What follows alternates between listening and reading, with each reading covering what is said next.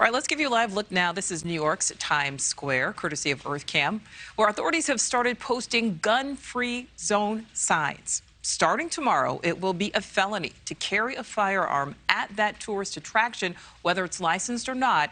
And it's not just Times Square. The measure includes other sensitive spaces like schools, subways, houses of worship. The new gun safety requirement comes after the Supreme Court struck down the state's decades-old concealed carry law, which they said violated the Second Amendment. Had there not been a decision by the Supreme Court at the end of June, we would not be having this conversation. But the reality is that we're in the middle of a national gun violence crisis. And NewsNation's Paul Gerke joins us live now from New York. So, Paul, the question here, do we know if designating a place as a gun-free zone actually makes it safer? Nichole, that's the million-dollar question here. If somebody really wants to bring a gun into this area, are a couple of signs mixed in with all of this really going to matter at all?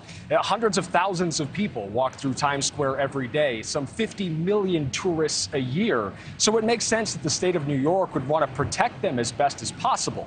But when this becomes a gun-free zone tomorrow, is anybody really any safer?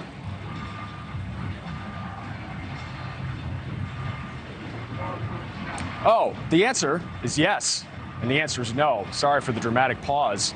It depends entirely on your definition of the word mass shooting and what constitutes a gun-free zone.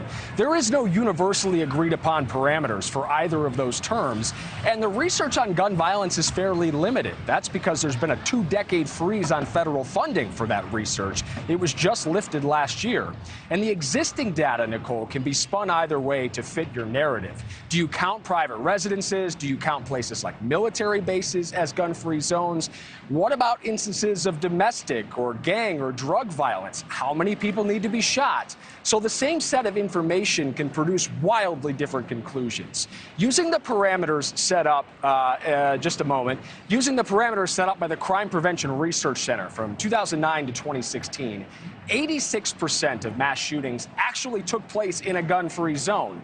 But if you take the same set of facts with slightly looser definitions, like including shootings resulting from gang or drug violence, nonprofit Everytown for Gun Safety found only 10% of mass shootings occurred in those gun-free areas. And that, in fact, 63% of mass shootings in that time span took place in private homes.